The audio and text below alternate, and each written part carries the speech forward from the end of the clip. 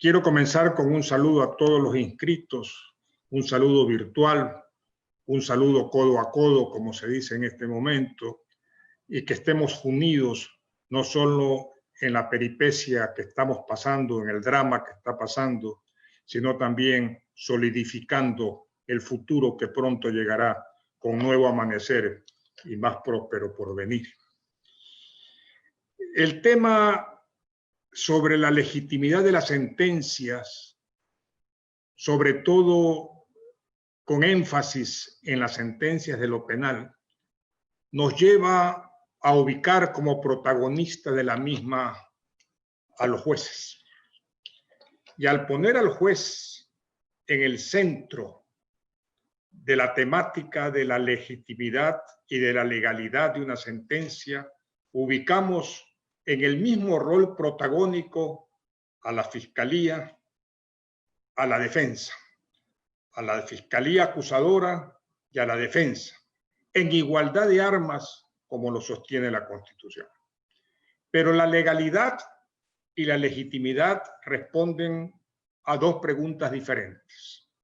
Primero comencemos por la legitimidad de las sentencias. La legalidad siempre será una cuestión formal y será una cuestión que se encontrará en el texto de las reglas del COIP. Y en esa legalidad se encuentra el juez. Pero mucho más importante, mucho más trascendente que esa legalidad es que tenga la sentencia legitimidad. Es decir, que sea una sentencia que obedece a un proceso justo. Esto es, una sentencia justa como culminación de un debido proceso. Precisamente vamos a arrancar con una metodología distinta a los comunes. Primero, quiero aclarar que no me gusta, al dictar este tipo de charlas o establecer estos coloquios, ser eminentemente doctrinario. Por el contrario, quiero ser eminentemente pragmático. Esto es, vamos a basarnos en lo que sucede en el Ecuador en la aplicación de los textos del COIP y de la Constitución. Comencemos por el final, por la sentencia. La sentencia de lo penal tiene su énfasis en la sentencia confirmatoria de la inocencia o en la sentencia condenatoria. Pero subrayemos algo. La sentencia o confirma la inocencia o la sentencia derrota la inocencia. Es decir, que el punto de partida del proceso penal es la inocencia. Esa llamada presunción para aspectos netamente procesales que se encuentra inserta en el artículo 76.2 de la Constitución de la República y que se encuentra reconocida en el artículo 5 del COIP, esa inocencia es la que tiene que ser o confirmada al final del proceso o derrotada al final del proceso. Por eso es que tenemos que establecer que la validez, el contenido real de la presunción de inocencia no es retórica, es práctica para el juez, es de ineludible aplicación para el juez.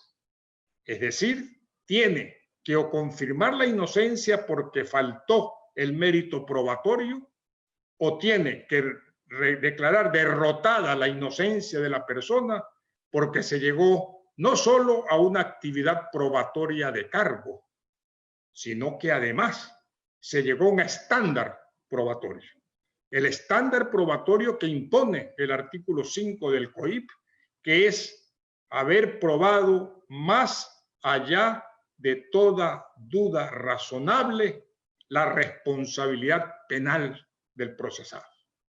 Es decir, que la presunción de inocencia amerita el que sea motivada, esto es, que se expresen las razones de orden fáctico y de orden normativo que den como conclusión que ha sido derrotada la inocencia o el estado de inocencia, como decía Zavala Vaquerizo, de las personas. Ese estado de inocencia solo puede ser derrotado cuando hay la regla de prueba cumplida con la actividad probatoria suficiente y cuando hay la regla de juicio cumplida, Esto es cuando se ha llegado al estándar, al nivel de prueba más allá de toda duda razonable.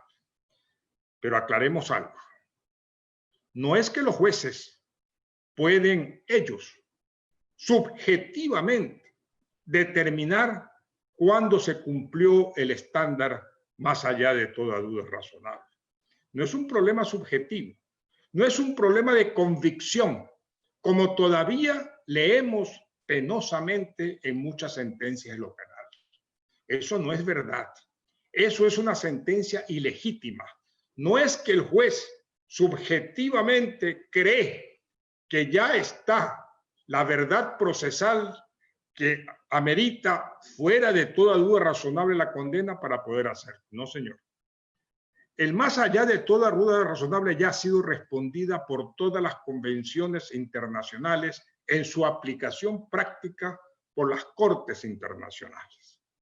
Y el paradigma más allá de toda duda razonable lo ha sentado la Corte Penal Internacional, que dice claramente: se llega al estándar más allá de toda duda razonable cuando objetivamente, subrayo, cuando objetivamente sobre la misma hipótesis acusatoria no puede haber otra hipótesis que la contradiga. Es decir, que solo puede surgir una teoría, una hipótesis. Esto es, que es culpable y que es responsable penalmente. A contrario sensu, si objetivamente, con los mismos elementos probatorios aportados, con el mismo acervo probatorio en el proceso, se llega a que existe afuera de la hipótesis acusatoria, con los mismos elementos se puede reconstruir o construir una hipótesis de inocencia, pues más allá de toda duda razonable no se ha cumplido y por lo tanto se aplica el indubio pro reo que obliga el COIP.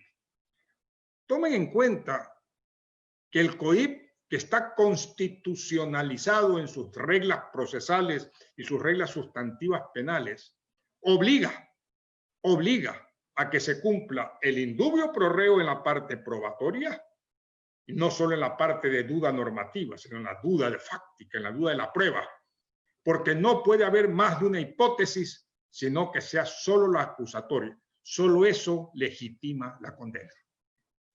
Observen ustedes que el COIP, cuando habla de los criterios de valoración y habla de la sentencia en los artículos 619 o en el artículo sobre el criterio probatorio del 457 del COIP, observen ustedes que no pone el estándar de más allá de toda razonable. Lo pone en el artículo 5, es decir, como principio rector para el juez desde el inicio del proceso hasta el final. Por lo tanto, conclusión una, para que un juez dicte una sentencia condenatoria legítima, solo puede hacerlo, única y exclusivamente puede hacerlo, si de las pruebas actuadas solo se puede establecer una teoría. Se puede confirmar y corroborar una teoría, la teoría acusatoria. Si se puede elaborar otra teoría contradictoria a la acusatoria, pues está obligado a dictar sentencia confirmando la inocencia. Señores, esto es de siglos atrás que se encuentra constitucionalizado en el Ecuador. Pero repito, no se trata que el juez subjetivamente pueda decir creo esto, porque así me nació creer, porque es mi libre convicción. No, señor. La libre apreciación de la prueba, que es la que rige en el Ecuador, está sometida, circunscrita, limitada al más allá de toda duda razonable. Entonces, vamos retrotrayéndonos. Una vez que hemos visto que la sentencia motiva el más allá de toda duda razonable, tenemos que ir a corroborar cuál es la prueba actuada, si hay una mínima actividad probatoria actuada, si esa prueba actuada efectivamente solo permite una hipótesis. Comienza lo que se llama el control sobre la sentencia, que lo podemos hacer los abogados para apelar, por ejemplo, que lo podemos hacer los abogados para interponer casación, por ejemplo, que lo podemos hacer los abogados para interponer recursos de revisión extraordinario, por ejemplo, como lo puede hacer los jueces superiores en los recursos verticales respectivos. Por lo tanto, ese control comienza efectivamente sobre lo fáctico, esto es, sobre la materia prima que los jueces trabajan, que son los hechos. Pero hablemos de los hechos relevantes para no extendernos demasiado en el tema. Los hechos relevantes son todos aquellos que tienen vinculación con la norma o con el tipo penal que está rectorando la labor judicial sobre esos hechos. Ejemplo, los hechos relevantes en un hurto es la sustracción, es la cosa, es la ajeneidad de la cosa y todo lo que tenga que ver con los elementos del tipo, elementos subjetivos, elementos objetivos y elementos normativos. Cualquiera que fueran los elementos, los hechos que sobrellevan este tipo penal, que van encuadrando este tipo penal, son relevantes en cuanto tengan relación con ellos. Y la prueba tiene que ser sobre eso. La prueba no es sobre un hecho global, irrelevante, genérico, utópico, no, es sobre un hecho real. Y sobre ese hecho real, las circunstancias relevantes, la conducta y todas las circunstancias que ha descrito el legislador en el tipo penal. De eso se trata la prueba. Por lo tanto, la prueba que aporta la Fiscalía, el órgano acusador, tiene que ser sobre esos elementos del tipo penal. Si no se trata, por lo tanto, de decir que hubo hurto, si hubo una sustracción de cosa mueble ajena, pero que no fue con ánimo de apropiación.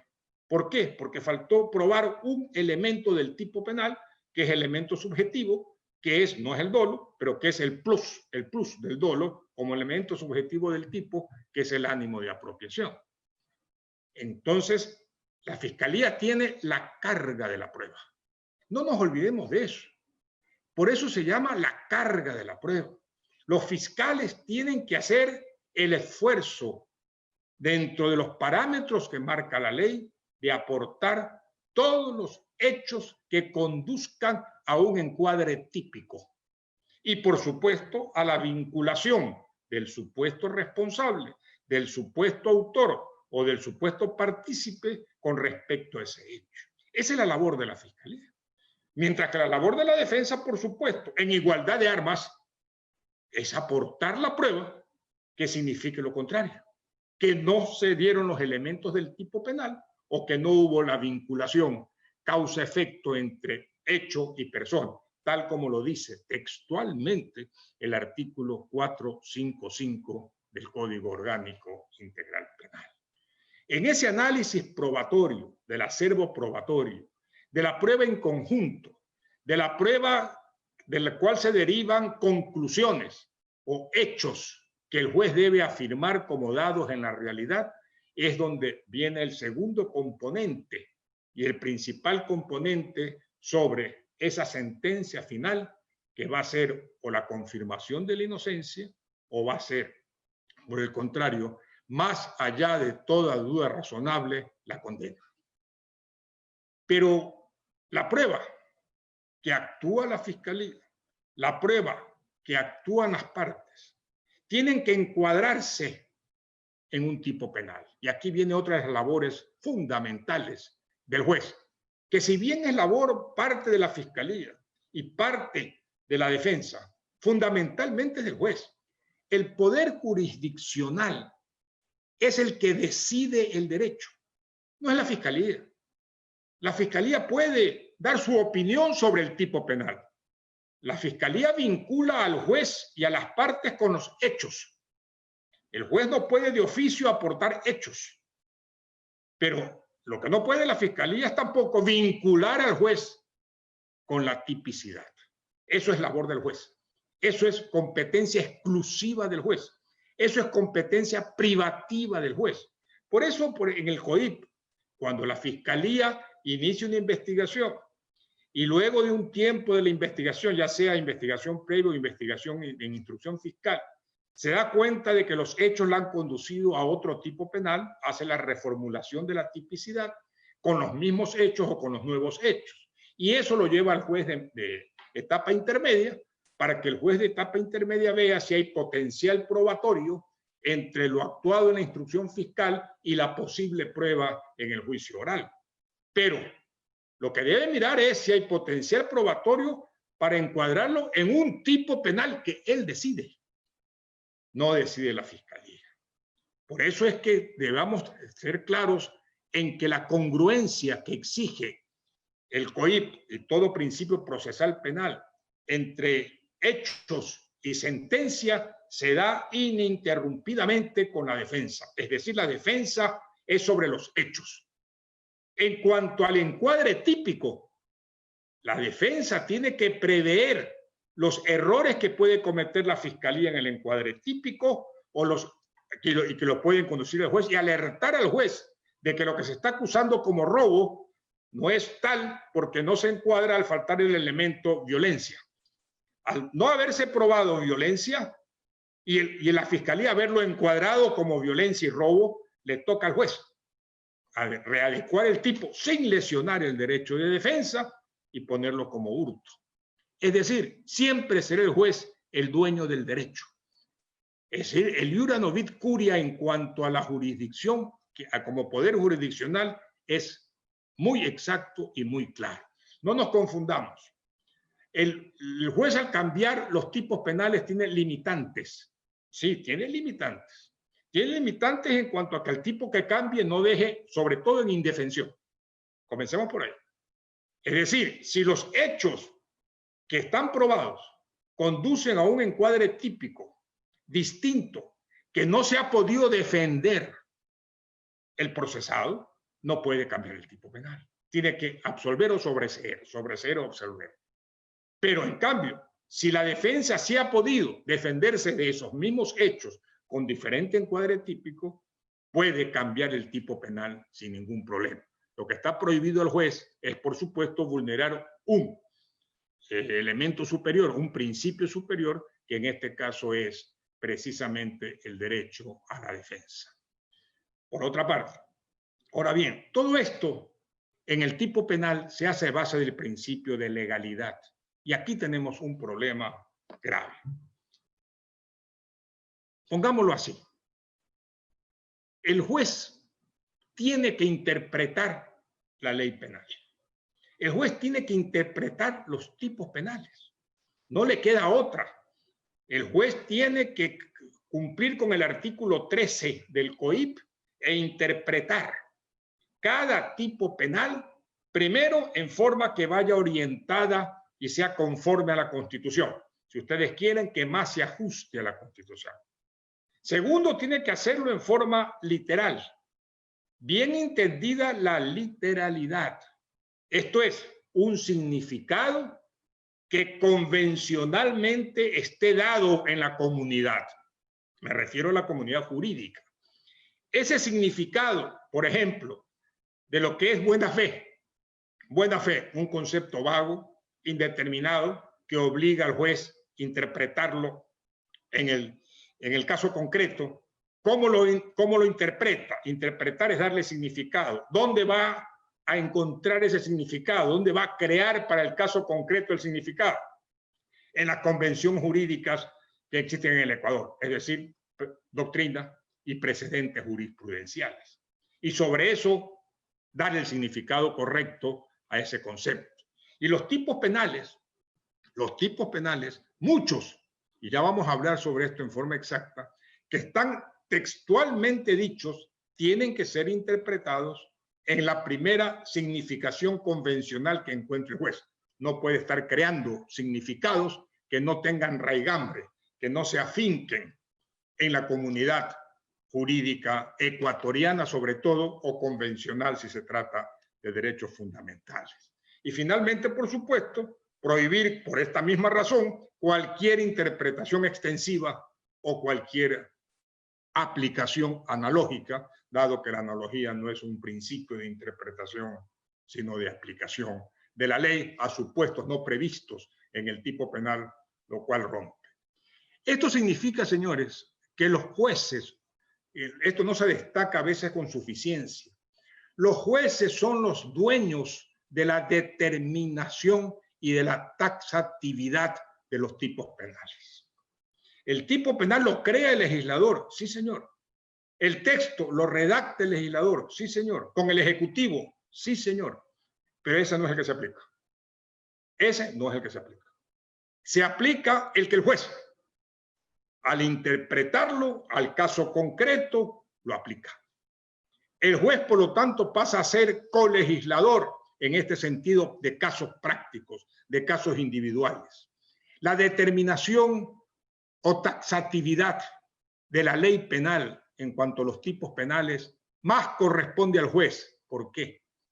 Porque el lenguaje jurídico es técnico y es vago, es decir, es indeterminado normalmente. Por ejemplo, cuando hablamos de peculado, hablamos de abuso. ¿Qué es abuso?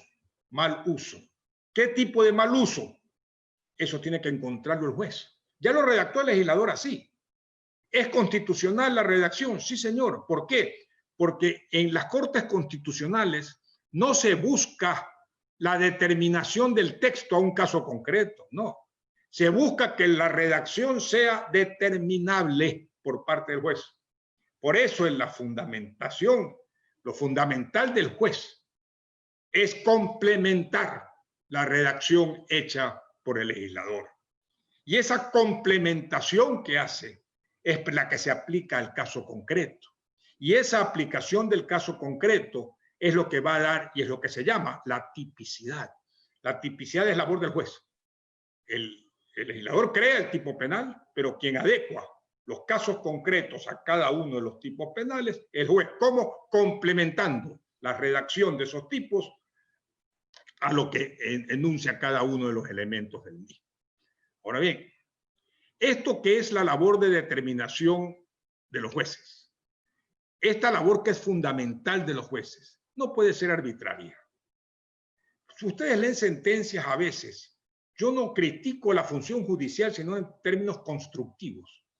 Pero a veces leemos sentencias que dicen, el abuso según el autor Nelson Barrios, nadie sabe quién es Nelson Barrios, pero según el autor Nelson Barrios de nacionalidad chilena, dice que es tal cosa. Y con eso creen haber complementado la determinación de lo que es abuso. No, señor. Eso no puede ser. Tiene que ser en el contexto ecuatoriano y dentro de las convenciones jurídicas utilizadas por el Ecuador. Pero no puede ser creación arbitraria de un juez para condenar a alguien. Eso no puede darse. Eso es arbitrariedad. Eso es contrario a la legitimidad de la cual estamos hablando.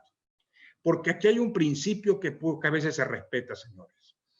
La ciencia penal, la dogmática penal, la doctrina, la jurisprudencia, la opinión de los autores, cuando se cita a Roxin, cuando se cita a Jacobs, cuando se cita a quienes se cite de cualquier profesor, que todos son valiosos.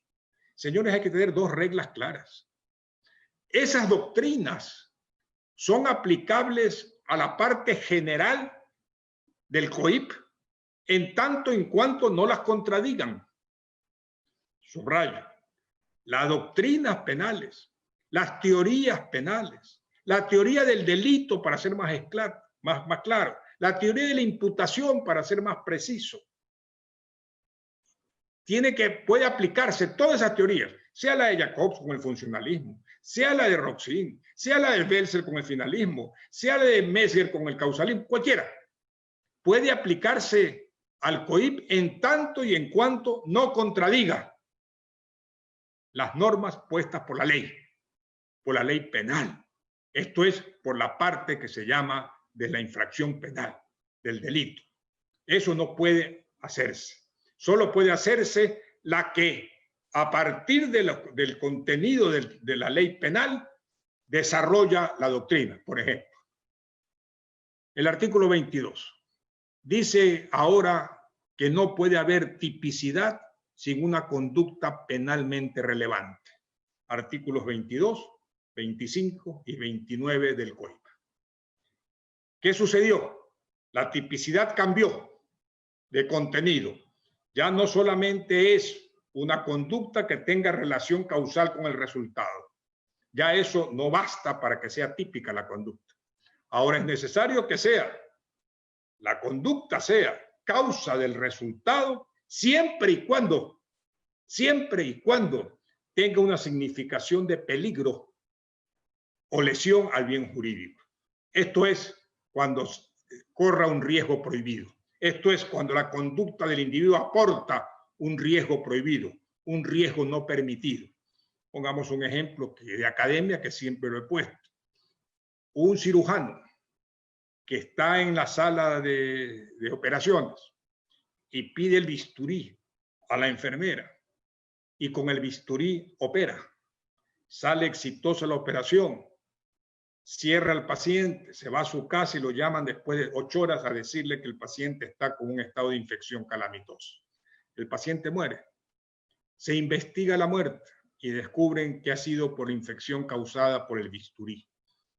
La pregunta es si se puede imputar el resultado muerte a la conducta del cirujano. Objetivamente. No estamos hablando del dolo, no estamos hablando de la culpa. No. Olvídese de eso. Eso es otra fase del estudio de la conducta. Estamos hablando si objetivamente el resultado fue causado por la conducta del cirujano. La primera respuesta es sí, fue causa del resultado. La segunda pregunta es, ¿él puso el riesgo prohibido? ¿Él puso la infección? ¿Él fue el autor del uso del bisturí sin haber sido seguido el proceso de asepsia? No, señores. Por lo tanto, ese resultado no se le puede imputar.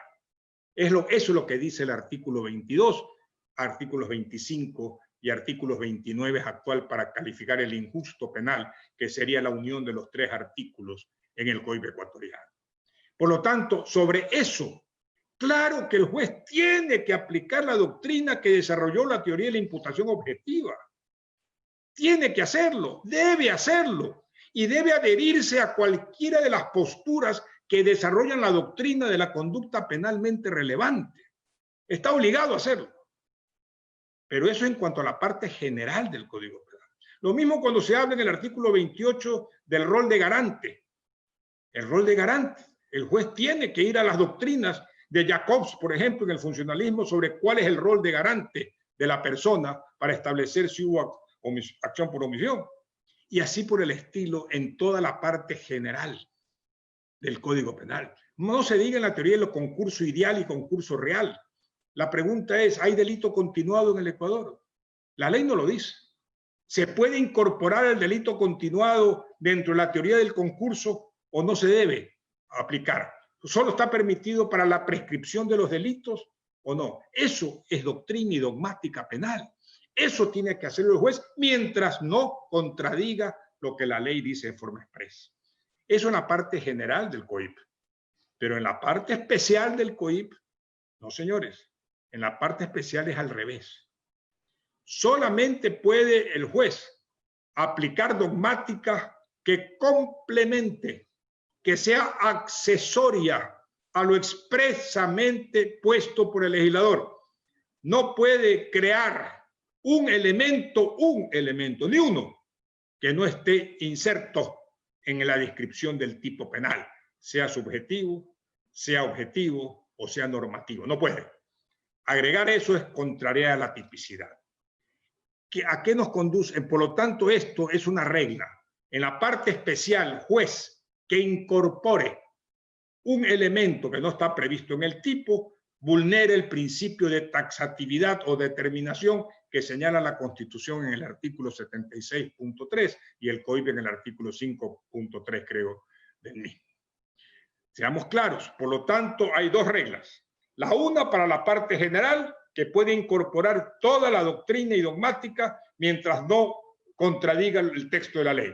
Y en la parte de los tipos especiales, solamente puede incorporar lo que complemente, lo que sea accesorio, lo que defina, lo que ayude a determinar lo que ya puso el legislador. Pues no puede crear nada más, porque vulnera el principio constitucional. De aquí salen 2 conclusiones. Las Cortes Constitucionales, por lo tanto, cuando analizan el cumplimiento en una ley del principio de determinación o taxatividad, Lo único que tienen que saber es si es determinable por el juez o no. Solo que no sea determinable por el juez en un caso concreto el texto, la pueden calificar en el control de constitucionalidad abstracto como inconstitucional, de acuerdo con el 436, numeral 1 de la Constitución. Solo que no sea determinable por el juez. Pero en cambio, el juez que al determinar la norma, por ejemplo, del tipo penal, incorpora un elemento, hablemos del engaño en la extorsión, que no existe, pero el juez lo incorpora para condenar, ahí lo que sí es fundamento de control de constitucionalidad, después de haber vencido la apelación y superado la casación, es la acción extraordinaria de protección, porque ahí sí son los jueces, que por acción o por omisión, los que vulneraron el principio de taxatividad o tipicidad que demanda el artículo 76.3 de la Constitución. Se nos acerca el tiempo y por lo tanto voy a ir acortando y tamizando un poco estas conclusiones. Esto de aquí nos da la idea entonces, retrotrayéndonos de la sentencia con la presunción de inocencia derrotada o confirmada, luego con la valoración de la prueba más allá de toda duda razonable después de haber realizado una mínima actividad probatoria de cargo, y luego en la labor del juez, del encuadre de los hechos probados a los tipos penales, estamos arribando, retrotrayéndonos a los principios fundamentales del proceso penal, que en este caso es el delito. Pero el delito, señores, tiene que ser claramente establecido. Y no puede haber, no debe haber en ninguna sentencia afirmación de la existencia de un delito si no se demuestra por parte del juez, si no se motiva, perdón que me equivoque, si no se motiva por parte del juez, ¿cuáles son las razones para afirmar que hay conducta penalmente relevante? Artículo 22 del Código. ¿Cuáles son las razones para determinar que hay tipicidad de la conducta? Artículo 25 del Código. ¿Cuáles son las razones para determinar que hay conducta típica antijurídica? Artículo 29 del Código. ¿Y por qué razón es culpable? ¿Con qué pruebas? Pero es que el fundamento probatorio va para cada una de estas partes de la imputación penal. Ya, las llamamos categorías del delito, pero son presupuestos de la imputación penal. No se puede imputar una pena a una persona si no hay conducta típica, antijurídica y culpable. Y aún más, que no haya las eximentes, ya sea de la que causan la atipicidad como el nuevo error de tipo, que valga la pena decir si era necesario o no incorporar el error de tipo. Yo digo que es mejor que esté, que el error de tipo esté, pero que era necesario o no. ¿Por qué? Porque lo que he dicho, yo la dogmática penal la podía aplicar a la tipicidad de la conducta con el error de tipo porque no la contradice, por el contrario, la complementa, la desarrolla, la ayuda. Pero ya que está con los elementos de error invencible, está perfecto y está muy bien. Pero tiene que, si yo demuestro que el error era invencible en la situación concreta de mi defendido, en la circunstancia concreta en que se produce el hecho, ejemplo, una persona que apunta a un arbusto creyendo que atrás del arbusto hay un venado y resulta que dispara y mata a una persona, evidentemente que hay un error de tipo. ¿Por qué? Porque el error, la distorsión de la realidad sobre un elemento fáctico. La pregunta clave es si era vencible o invencible. Y aquí es donde se demuestra, con la experiencia del cazador, con la edad del cazador, con la seguridad del cazador, si era o no era vencible. Es lo mismo que sucede con el error de prohibición incorporado en el código. Es decir, si mañana una persona en una reyerta observa que el contrincante saca un arma, la cree de verdad, un arma de fuego, que la cree verdadera, y con un puñal lo mata para defenderse, pero resultó que el arma era de juguete. Hay un error de prohibición. Se creía inserto en una causa de justificación llamada legítima defensa, cuando su error, por su inexperiencia en el manejo de las armas, era invencible. Creía que estaba siendo agredido y necesitaba defender su vida. En ese caso, se elimina la antijuridicidad, se elimina, por lo tanto, el injusto penal y sobreviene la confirmación de inocencia. Estas cosas de los elementos de la imputación, en todo esto la dogmática es inmensa y se puede aplicar. mientras no la contradiga. Por ejemplo, me pregunto y les pregunto a ustedes solo para reflexionar. El delito continuado es una categoría dogmática sin discusión. La pregunta es, ¿se la debe aplicar en el Ecuador cuando no tenemos norma que la reconozca? ¿La podemos incorporar? Es decir, la cajera que roba todos los días $100 en la caja contra la misma persona jurídica, una vez, 2 veces, 3 veces, 4 veces. Nadie discute que en la doctrina y como categoría es delito continuado. La pregunta es al revés. ¿En la legislación ecuatoriana es concurso ideal o es concurso real? Artículos 20 y 21 del COIP. Eso vale la pena debatir. ¿Por qué? Porque de lo que yo leo, en el COIP solo se reconoce el delito continuado para efectos de la prescripción. Nada más. Pero no como categoría dogmática para el resto de los cómputos. Por lo tanto, en esta parte también hay que ser muy claros en las definiciones. Una vez visto así la retrospectiva de cómo vamos llegando a una sentencia que sea legítima y basada en el principio de legalidad, arribamos al inicio, que es lo que yo decía, que es la garantía fundamental de todo el proceso penal, que es la legalidad. El principio de legalidad para que pueda funcionar el efecto, la finalidad del derecho penal, que es la prevención general a la sociedad y a los particulares sobre la ocurrencia de conductas prohibidas o delictuosas. Por lo tanto, visto así, este esquema y desarrollándolo un poco más pausadamente, con más detenimiento en un programa de algunas horas de trabajo, se podría llegar a definir o establecer pautas o parámetros para poder establecer una sentencia justa, que yo la llamo legal y legítima, o que se puede llamar una sentencia producto de un debido proceso. Con esto me silencio. Mil disculpas por tener que haber acotado muchas definiciones, como ustedes saben, son mucho más extensas, que ameritan mucho más explicación. El tiempo no nos da y por eso les agradezco mucho su atención y por supuesto quedo a la entera disposición de los coordinadores con respecto a preguntas o curiosidades. Muchas gracias. Silencio ya.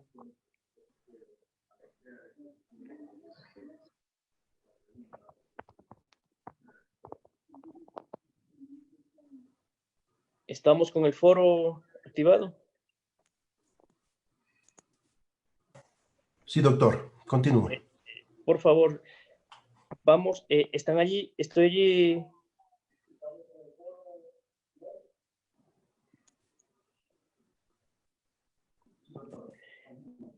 Vamos a dar paso a preguntas concretas, obviamente en debido orden, y ha preferido el profesor Zavala que se haga de forma directa desde el foro.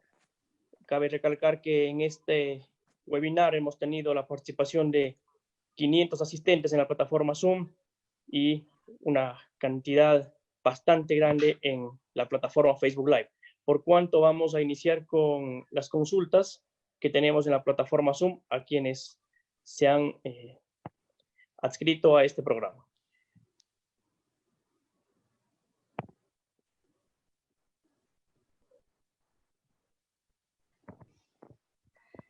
Perfecto. Le damos paso a Eduardo Aguilar primero.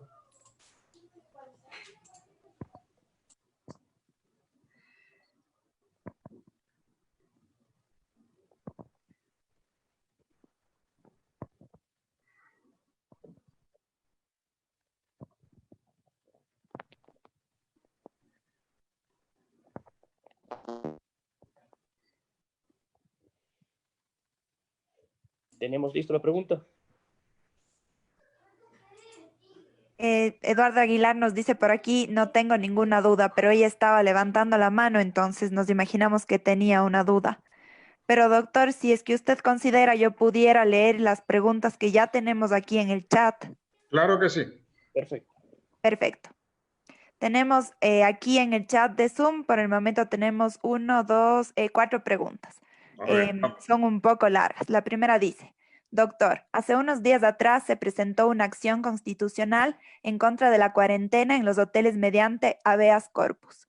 Teniendo en cuenta la opinión consulta OC 987, número 29, de la CIDH Detallo el alcance del habeas corpus como medio para controlar el respeto a la vida e integridad de la persona, para impedir su desaparición o la indeterminación de su lugar de detención, así como para protegerla.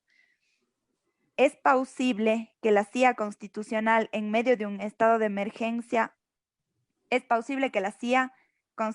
así dice, literalmente, era plausible que la CIA constitucional en medio de estado de emergencia establezca una emergencia sanitaria global, señalando que incluso es procedente cuando se hubiera decretado estado de excepción.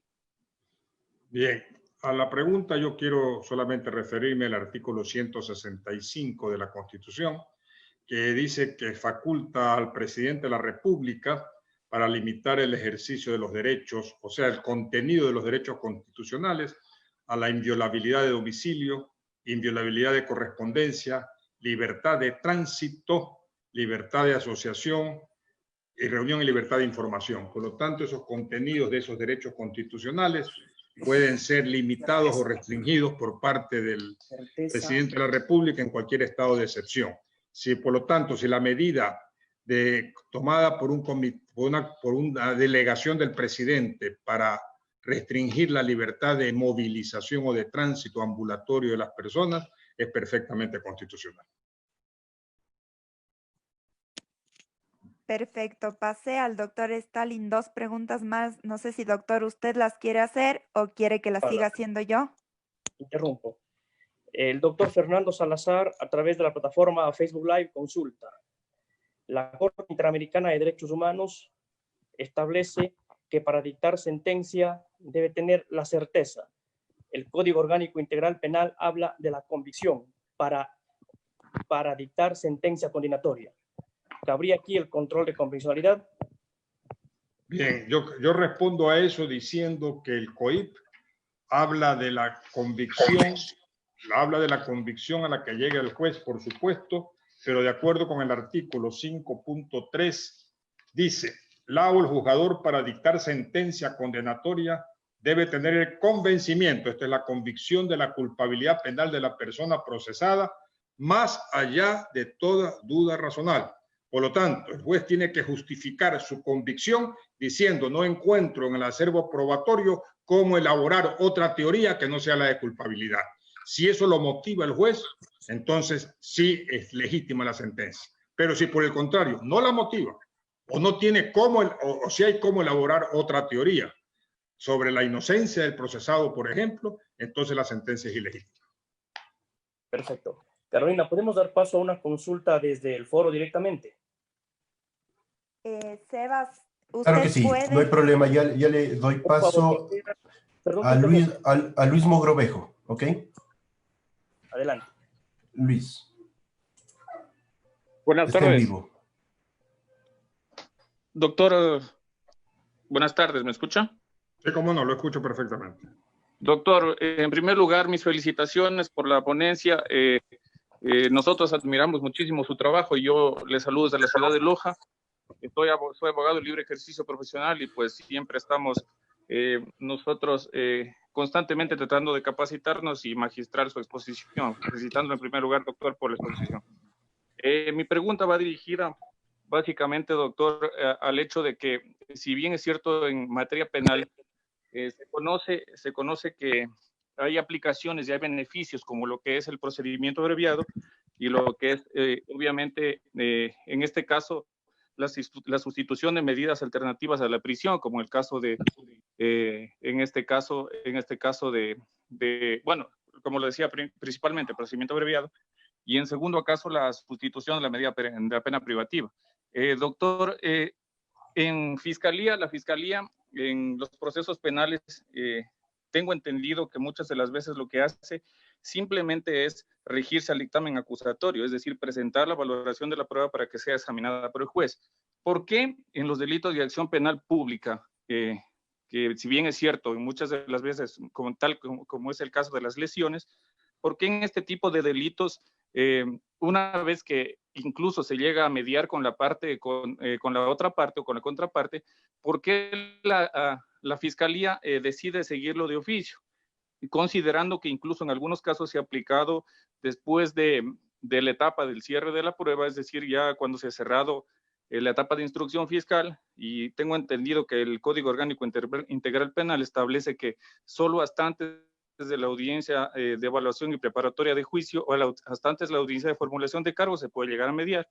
¿Por qué incluso en algunos casos algunos jueces optan por en la etapa de audiencia, evaluación y preparatoria de juicio e incluso en la audiencia final optan por llegar a esta medida alternativa considerando que son delitos de acción penal pública? Esa es mi pregunta, doctor. Bien, yo creo que sí, el aspecto es confuso, pero que déjame aclarar algo concretamente. En primero, todo lo que puede hacer la Fiscalía es siempre respetando como prioridad uno, por supuesto, el derecho de defensa. No puede, en un momento dado en que se ha precluido la etapa probatoria, pretender ejercer ningún dictamen, ninguna acusación, ni mucho menos. En ese momento es imposible por principios constitucionales. Segundo, si mal no entiendo, la pregunta va orientada por otro lado a un principio, quizás, ahí estoy confundido por la pregunta, quizás te refieres al principio de oportunidad que aplica la Fiscalía y aprueba el juez, en cuyo caso el principio de oportunidad está regulado, es un principio de oportunidad regulado por el COIP. Y en fin, hay varias circunstancias que tú mencionas que no tendría una respuesta si no conozco el caso concreto. Soy honesto. Doctor, me refería únicamente al hecho de la aplicación del principio de oportunidad, puesto que en algunos casos, como se lo comento, no tengo a mano realmente el registro, pero tengo a mi cargo en algunos casos en los cuales se ha podido aplicar el principio de oportunidad posterior al cierre de la instrucción fiscal, es decir, antes de la audiencia de juicio. Y en algunos otros casos realmente los fiscales se han negado argumentando de que es un delito de acción penal pública y que les corresponde a Fiscalía únicamente llevar la acción. A ver, yo creo que ahí estamos más claros. Hay un problema. El principio de oportunidad a veces choca con el principio de lesividad o de ofensividad, para ser más claro.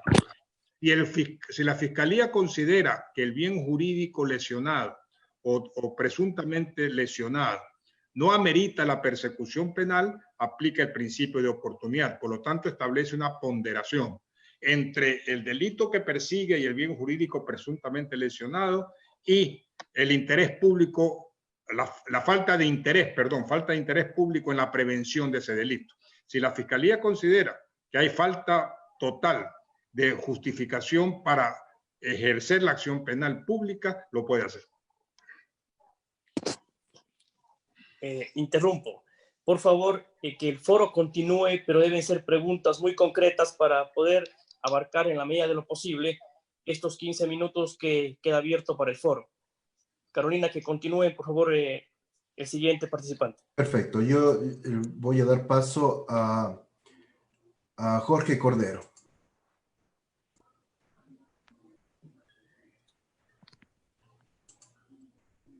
No sé si Jorge Cordero nos puede escuchar.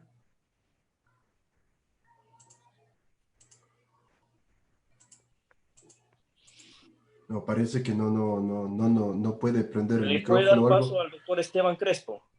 Listo, al doctor Esteban Crespo. Denme un segundito. Doctor Esteban Crespo. Listo.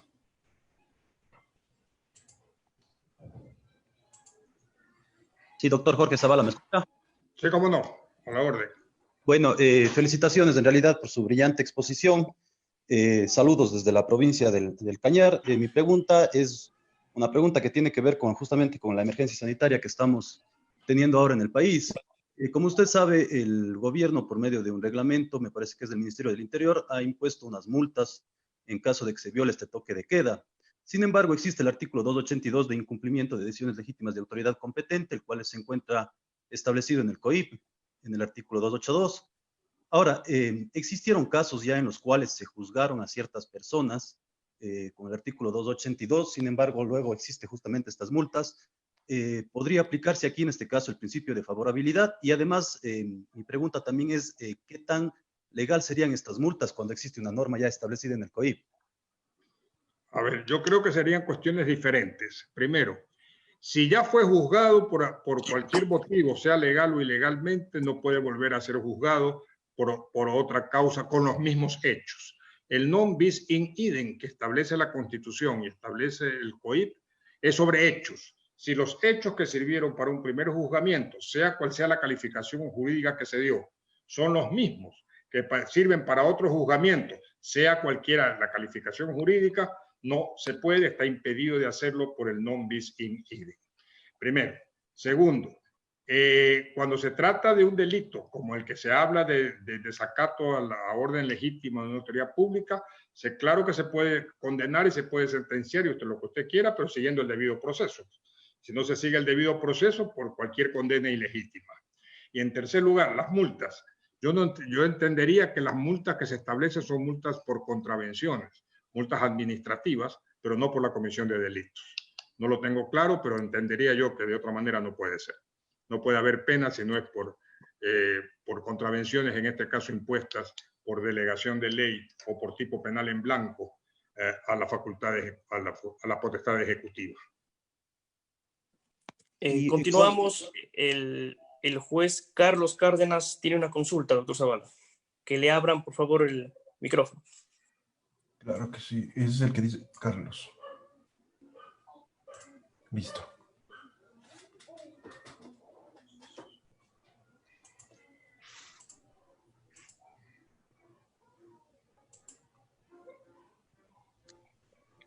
Muy buenas tardes, doctor Jorge Zavala. No sé si me escucha. Sí, cómo no, mucho gusto, a la orden. Doctor, primero felicitarle por su conferencia. Mi pregunta va a ser muy concreta. La Corte Constitucional del Ecuador había manifestado en una sentencia muy reciente que la delegación legislativa hacia normas emitidas por órganos de regulación y control no violan el principio de reserva de ley. No sé si conoce el caso, es concretamente con las normas emitidas por las autoridades administrativas con respecto a la escala o a la regulación secundaria sobre el consumo de drogas. Lo que le quería preguntar es qué opinión le merece a usted la delegación legislativa hacia normas secundarias que complementan los tipos penales y si es que aquello a su criterio viola o no la reserva de ley, más allá de lo que ha dicho la Corte Constitucional. Muchas gracias. Bien, esa pregunta se responde de la siguiente forma. El principio de reserva legal permite que haya legislación, esto es formal, esto es reserva de ley previa dictada por legislador, que solamente establezca el núcleo esencial de la conducta prohibida. Por ejemplo, traficar drogas, pero delega, remite a la autoridad ejecutiva el que regule cuáles son las conductas que significan tráfico de estupefacientes, por ejemplo, para imponer la pena. Por lo tanto, esa delegación legislativa, para efectos ya establecido el núcleo esencial de la conducta prohibida en ley, cumple con el requisito de reserva legal y, por lo tanto, el tipo penal en blanco, que se llama en este caso, lo llena la autoridad administrativa siempre dentro de los parámetros que ha señalado el legislador. Por lo tanto, coincido con la opinión de la Corte Constitucional. Muchas gracias, doctor. A la doctora Cecilia Castro, por favor. Sebastián. Sí, doctor, pero no veo que está la doctora con la mano alzada. Cecilia. Castro, está en la plataforma Zoom. Ah, ya, sí, perfecto, ya lo encontré. Listo.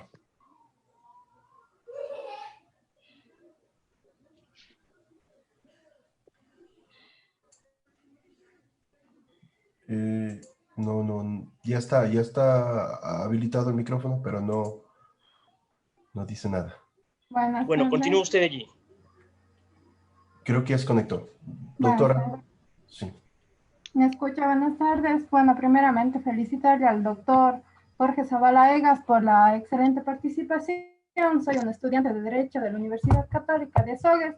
Bueno, mi pregunta es la siguiente. Últimamente había hecho una investigación básicamente de lo que son las medidas cautelares. Como una de las principales medidas cautelares era la prisión preventiva que se aplicaba de manera excepcional.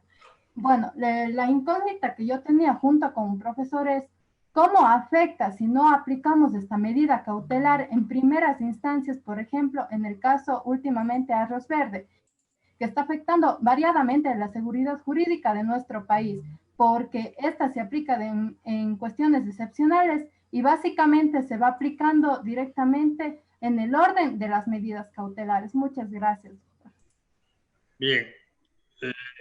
Usted toca un punto muy sensible en la legislación ecuatoriana y mundial, que es la privación de la libertad como medida cautelar.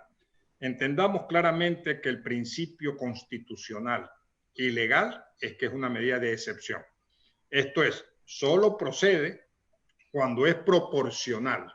Esto es, cuando es necesaria, irrestrictamente necesaria para precautelar los fines del proceso penal. Nada más.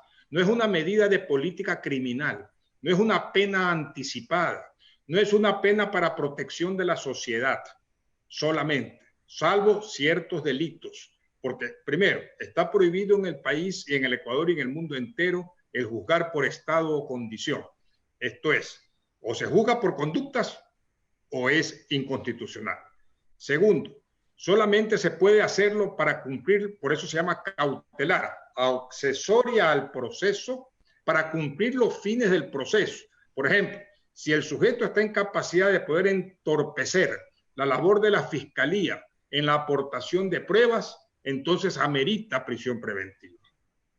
Si hay peligro de fuga, amerita, pero eso tiene que ser probado. Toda causa excepcional se interpreta restrictivamente y con prueba rigurosa. Por lo tanto, la prisión preventiva en el país solo puede ser aplicada en los casos que estamos hablando, que no se ha demostrado normalmente en el país la necesidad de esa medida. Sebastián, continúa usted, quien esté en el foro levantando la mano.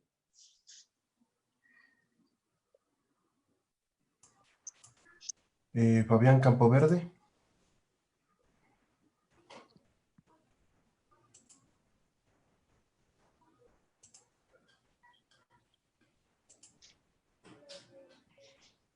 Fabián Campoverde. No, pasamos al siguiente, doctor. ¿Alguien está allí? Por favor, usted tiene el control. Pablo. El doctor Pablo Valverde, ¿no está conectado? De la Corte Nacional de Justicia. Verde. Pero si no vamos nomás, ya está. ¿Aló? ¿Pablo? Perfecto. No, están dados la palabra, pero no dicen nada. Bueno, si hay una pregunta, una consulta más, profesor Zavala, y cerramos. Ya. Listo. Vamos. Diga usted, Sebastián, una consulta más, si alguien tiene ahí. Vamos con Kevin García Coronel. A ver, listo.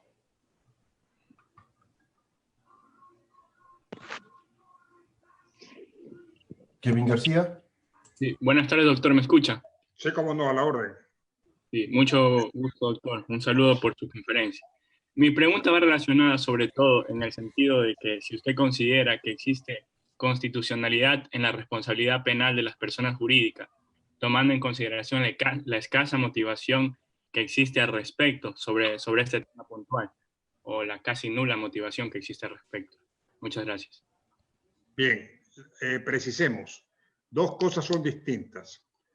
La creación por parte del legislador de la responsabilidad penal de las personas jurídicas en el artículo 49 y 50 del COIP es constitucional, plenamente constitucional, porque interpretando de acuerdo con la Constitución esa norma, significa responsabilidad de la persona jurídica vía intervención de una persona natural responsable en la producción del delito.